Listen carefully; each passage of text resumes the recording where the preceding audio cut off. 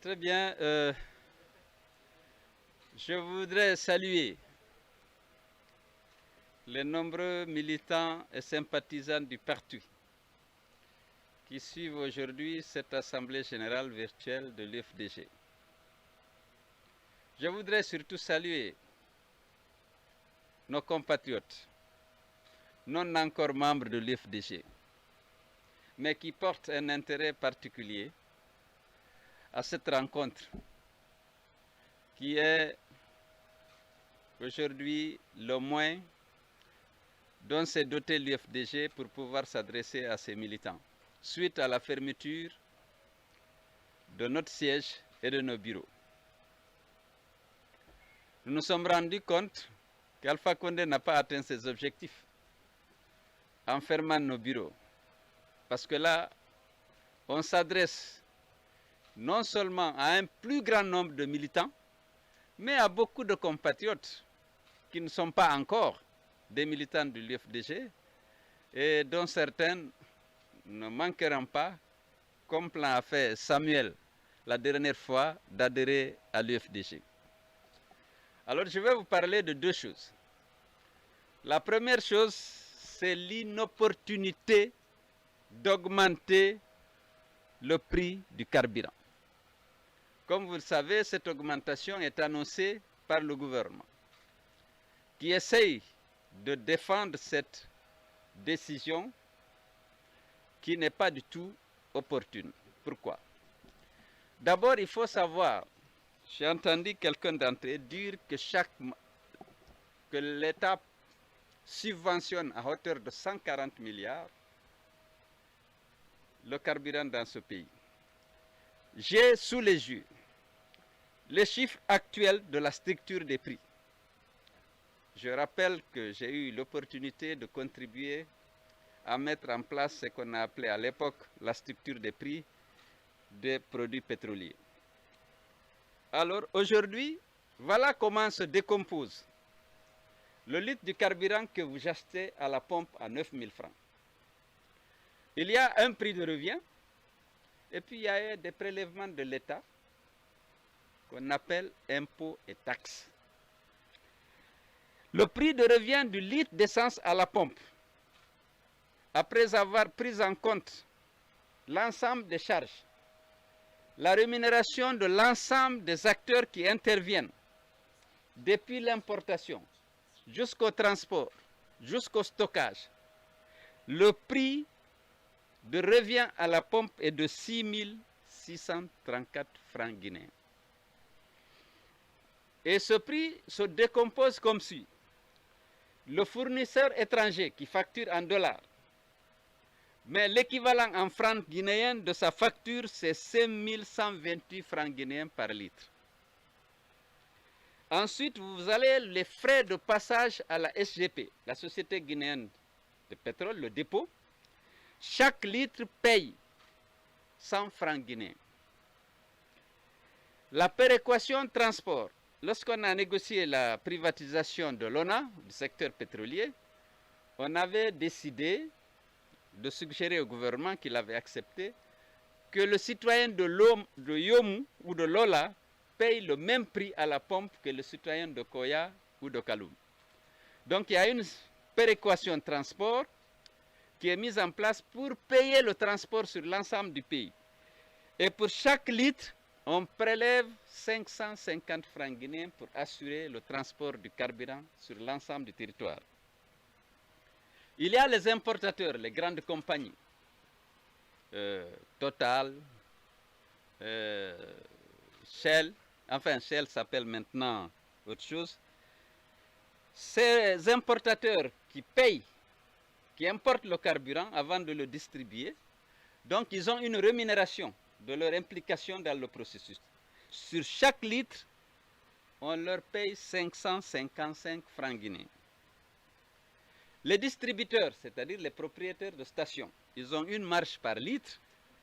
Eux, ils reçoivent 300 francs guinéens par litre, ce qui fait un total de 6 634. Le total des prélèvements de l'État et de ses démembrements, c'est 2 366 francs guinéens. qui se décomposent comme suit.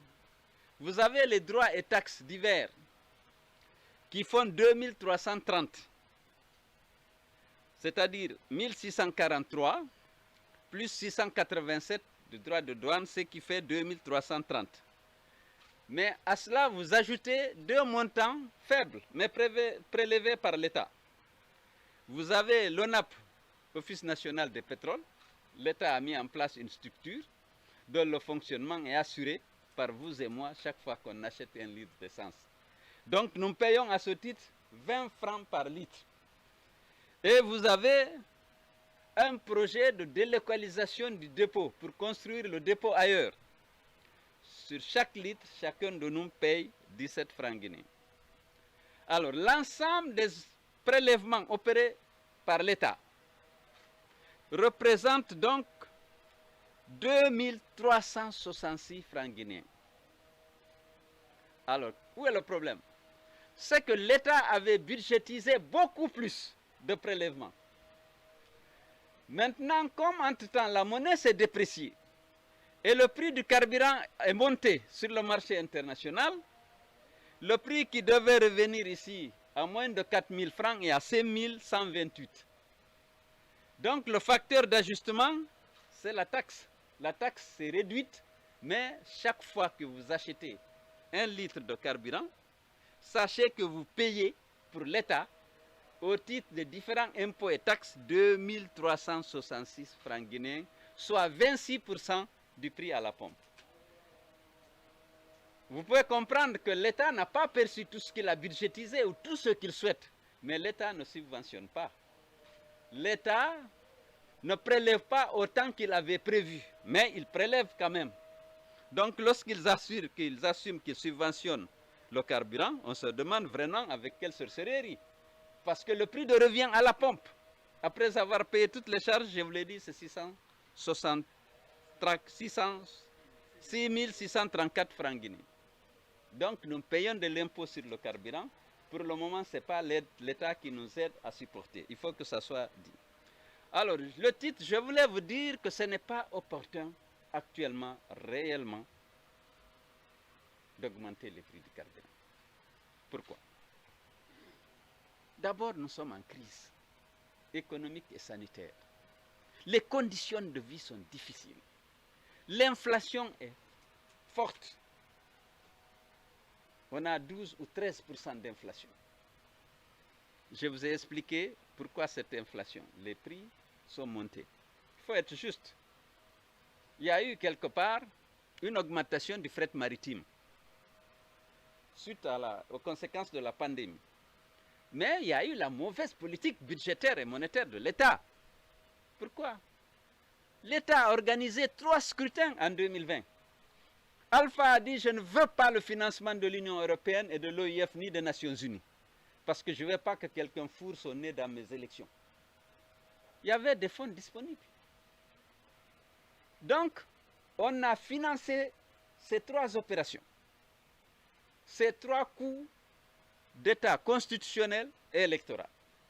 En achetant les consciences. Mais également en commandant du matériel.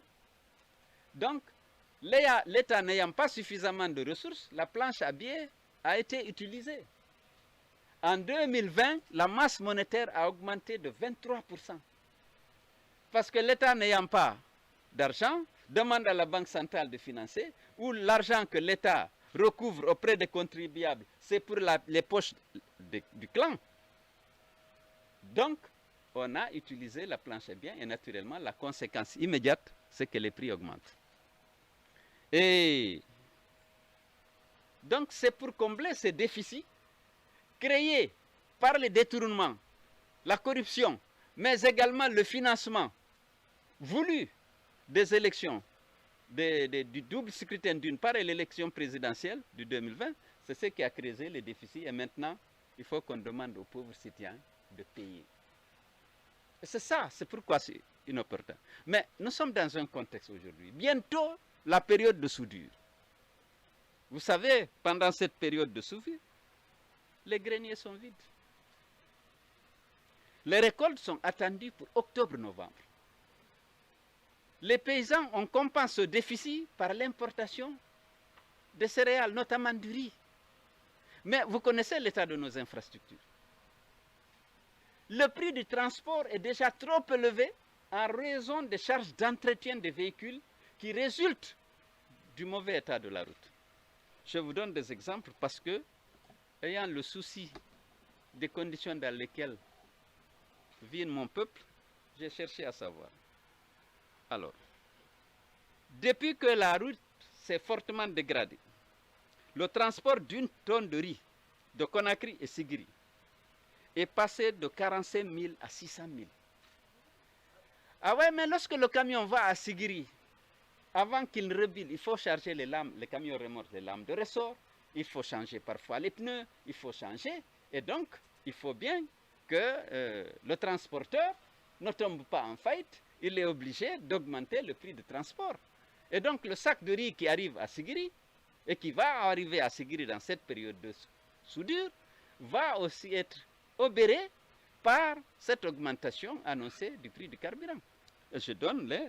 Prenez Télémélé à côté, puisque vous connaissez la route Kindia-Télémélé, même Conakry-Kindia. Alors à Télémélé, on pouvait transporter la tonne de riz à 300 000. Maintenant, c'est 450 000 d'ici Télémélé, en raison de l'état du réseau routier. Vous connaissez la route de Télémélé. Actuellement, les ressortissants sont en train de cotiser pour essayer d'éliminer les points critiques sur cette route. Alors que le fonds d'entretien, tout l'argent qui est rentré là-dedans, eh bien, c'est sorti pour le double scrutin et l'élection présidentielle du 18 octobre. Alors, moi j'ai dit, en augmentant le prix du carburant, même si les denrées de première nécessité sont disponibles, mais elles ne seront pas accessibles à l'écrasante majorité des Guinéens, dont les revenus se sont fortement rétrécis, contractés ces derniers temps en raison de la pandémie et de l'inflation. Donc ce n'est pas le moment, c'est vraiment inopportun et les arguments que développe le gouvernement ne sont pas pertinents, pas du tout. Parce que d'abord, il prélève, pas suffisamment comme il le veut, mais il prélève quand même. On ne décaisse pas pour financer l'importation, la consommation du carburant. Chacun de nous paye. Vous payez l'entretien routier. Parce qu'il y a 250 francs par litre que vous et moi, on paye pour l'entretien routier. Vous savez que les routes ne sont pas entretenues. Ça va dans la poche du clan et ça a permis de financer autre chose. C'est pourquoi l'état de notre réseau routier est dans l'état que vous connaissez. Donc, maintenant, ils utilisent d'autres arguments. Ils disent non, si nos prix sont bas et qu'à côté les prix ne sont pas aussi bas, il y a un risque de réexportation. Sur le plan économique, c'est neutre. Ils pensent que je ne suis pas pour la fraude. Je suis contre la fraude. Si je suis président, lorsque je serai en train d'exercer le pouvoir demain, je me battrai pour la fraude. Mais la réexportation n'a pas d'effet. Parce qu'ils disent, ouais, c'est nos devises qui financent la consommation des autres. Mais le carburant qu'on importe ici, on paye déjà l'impôt. On paye déjà les 2366 d'impôts au trésor. C'est que le Léonais qui importe son carburant de Guinée, le carburant l'a déjà payé d'impôts. Et pour l'acheter, il est obligé d'utiliser la Léon. Et qui vient au marché de change, officiel ou parallèle, il y a un seul marché de change. Ou alors, il finance des importations à partir de la Sierra Leone pour ici. Donc, du point de vue des réserves de change et de la balance de paiement, il n'y a pas d'effet. Parce que si vous exportez le pétrole qui a déjà payé les taxes ici et vous importez du lait, de l'huile palme ou je ne sais quoi, de la farine de Sierra Leone, ça signifie qu'il n'y a pas d'impact. Et sur le plan des finances publiques, c'est un avantage. Parce que vous prenez peu d'impôts pour ravitailler la région et la région consomme des produits qui ont payé les taxes ici et non prélevés par le fisc de leur pays. Donc ça, c'est par ignorance que certains soutiennent que c'est dangereux. Ceci dit, je suis contre la fraude. Cette exportation par la fraude n'est pas une bonne chose. Mais cependant, sur le plan économique, il n'y a pas d'incidence. Alors, ensuite, la flexibilité des prix à la pompe est une décision. Mais lorsque le prix du carburant baisse, l'État refuse d'ajuster à la pompe. Et en ce moment, il fait des plus-values. Puisque le prix à la pompe reste le même. Et le prix CIF à Conakry baisse parce que les cours à l'international ont baissé. Mais il refuse d'ajuster, de réduire le prix à la pompe. Alors qu'on a accepté, dans un cadre de dialogue, et même on a fait de ça une loi, le principe de flexibilité des prix. Si ça monte, on monte à la pompe. Si ça descend, eh bien, on descend. Mais lorsque le prix descend, on ne réduit pas le prix à la pompe. Mais lorsqu'il monte, ils disent, ah, il faut ajuster. Ce n'est pas honnête. C'est pas honnête. Et lorsque le prix du pétrole a dégringolé, il a eu beaucoup de plus-values par rapport à ce qu'il devait recevoir. Mais ces plus-values devaient financer maintenant les moins-values de maintenant, étant donné que nous sommes dans un contexte de difficulté particulière. Les conditions sont de vie sont extrêmement difficiles aujourd'hui. Mais il semble que le gouvernement, Alpha Condé, qui n'a cure des conditions de vie des citoyens, veut malgré tout augmenter le prix et compliquer davantage la vie à ses compatriotes. Alors ça, il faut que vous compreniez, l'État, ils tiennent à ça parce qu'il y a des déficits, le fonds et la banque demandent d'accroître les impôts. Ils ont augmenté beaucoup de droits et taxes, mais le pétrole, compte tenu de l'incidence de son prix sur l'ensemble des biens et des services échangés dans le pays, et compte tenu de la crise sanitaire et économique que nous vivons, et compte tenu de l'arrivée très prochaine de la période de soudure, on ne devrait pas le faire. Vraiment, si on a pitié des gens, et on a envie plutôt d'améliorer les conditions de vie des citoyens. Alors, le deuxième problème que je souhaiterais traiter, c'est les cimetières de Bambeto et de Kapororaï. Je suis indigné. Je suis vraiment indigné. Parce que selon des rumeurs concordantes, Alpha Condé a décidé non seulement de fermer, mais de faire déguerpir ces cimetières, les ossements de ses compatriotes.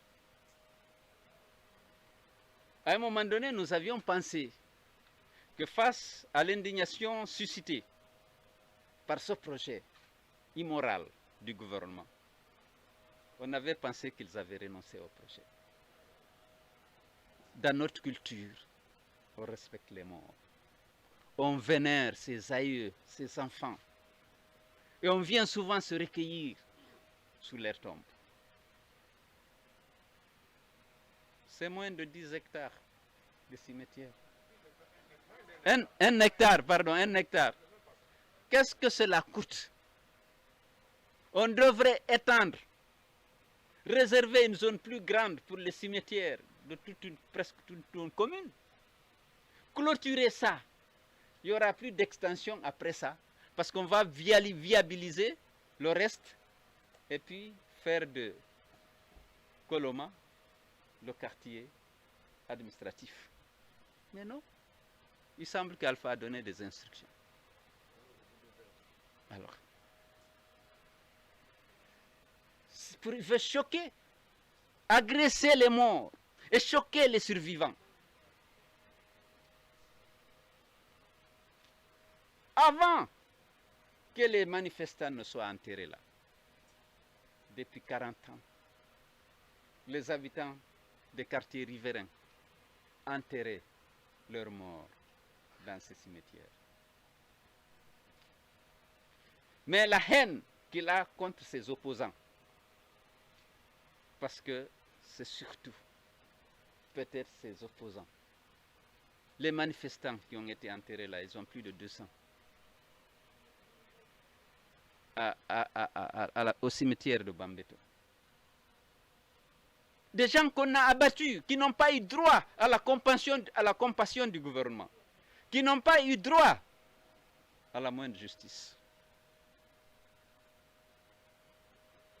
On est venu déguerpir leurs parents parfois, détruire leurs abris. Aujourd'hui, on veut faire la guerre aux morts pour fatiguer les survivants. Mais des fois, on se pose la question, est-ce que c'est des monstres qui nous gouvernent? La vie d'un être humain, même s'il n'est pas ton compatriote, mais lorsqu'il est ton compatriote, comment peux-tu avoir des sentiments aussi inhumains vis-à-vis de ces gens? Dans notre culture de Guinée, nous avons un respect religieux pour les morts et pour les cimetières où nos morts sont ensevelis. Kalemou est là. Sur une route internationale, Doko-Kouremale, il y a un hameau dont le cimetière était touché par l'emprise de la route internationale lorsqu'on était en tournée là-bas. Le hameau, les sages du hameau sont venus nous expliquer. C'est là que reposent leurs ancêtres, leurs patriarches et leurs proches. Ils nous ont prié de déplacer, de ne pas faire passer la route là. Nous nous sommes retrouvés avec l'ingénieur et l'entreprise, on a déplacé. Il est là. On a déplacé pour épargner le cimetière parce que nous savons ce que ça représente pour eux. C'est leur mort, c'est leur père, c'est leur grand-père, parfois c'est leurs enfants. Mais comment peut-on s'attaquer à un cimetière? Je ne peux pas comprendre. Je ne peux pas comprendre que les Guinéens comprennent. C'est des monstres insensibles à tous les plaidoyers qui ont été faits, à toutes les démarches qui ont été menées par les autorités morales, des religieux, les habitants des quartiers riverains de ces cimetières. C'est une partie de nous-mêmes qui est dans ces cimetières. Épargnez-nous. Et qu'est-ce que ça la gêne? On pouvait agrandir les surfaces, clôturer collement. C'est bien un équipement collectif, le cimetière, qui appartient à toute la Guinée. Non, il faut nettoyer. Certainement parce que mes opposants sont là, jusqu'au cimetière. On avait déjà gazé le cimetière. On a gazé déjà les fidèles qui priaient sur le corps de ses opposants. Maintenant, il faut aller déterrer et jeter leurs ossements. C'est inacceptable. Donc, je ne vais pas vous ennuyer. Je ne vous ennuie pas, je sais. Je vais arrêter là, compte tenu du retard qu'on a enregistré. On n'a pas pu commencer à l'heure. Mais il faut savoir qu'on est mal gouverné. On est mal gouverné. Les deux points que j'ai traités, j'avais un autre sujet. Mais j'ai estimé que c'était plus urgent de parler de ça. Parce que hier, j'ai reçu la confirmation que Alpha revient sur sa décision. Il faut dégager le cimetière de Kapororaï et de Bambeto. Et j'ai reçu aussi des rumeurs disant qu'ils vont augmenter le prix du carburant. J'ai pitié de Guinéens, de mes compatriotes. Ce n'est pas le moment. Je peux accepter que le prix soit ajusté. Mais pas pendant cette crise et à la veille de la période de soudure. Je sais comment on vit dans les villages à l'heure actuelle. Et les gens ne peuvent s'alimenter que lorsqu'ils achètent le riz importé parce que les greniers sont vides. Ce n'est pas dans une région, c'est dans toutes les régions. Je ne parle pas seulement des gens qui habitent les villes. Mais on ne pense pas aux Guinéens. C'est ça le problème, le manque d'humanisme de nos dirigeants. Et c'est ça qu'on déplore. Et c'est pourquoi nous devons continuer le combat. Pour que la Guinée soit dirigée humainement, que les Guinéens soient réconciliés, que la haine et la violence soient écartées et qu'on ait des chefs, des dirigeants qui ont pitié de ce peuple. Pas seulement ceux qu'on connaît, mais même ceux qu'on ne connaît pas. Lorsque tu es un bon dirigeant, tu dois savoir comment les gens vivent. Les gens sont confrontés à la faim et à la malnutrition. La faim. On va aggraver le prix de denrées, augmenter les prix de denrées. Les gens avaient déjà des difficultés à faire un repas par jour. Et ils vont se retrouver encore dans une situation où il est impossible de nourrir tes enfants. Lorsque tu regardes ton enfant qui a faim, tu n'as pas les moyens de le nourrir. Tu as honte de ton enfant et tu as honte de toi-même. Ce n'est pas le moment d'aggraver cette situation déjà fortement dégradée. Je vous remercie.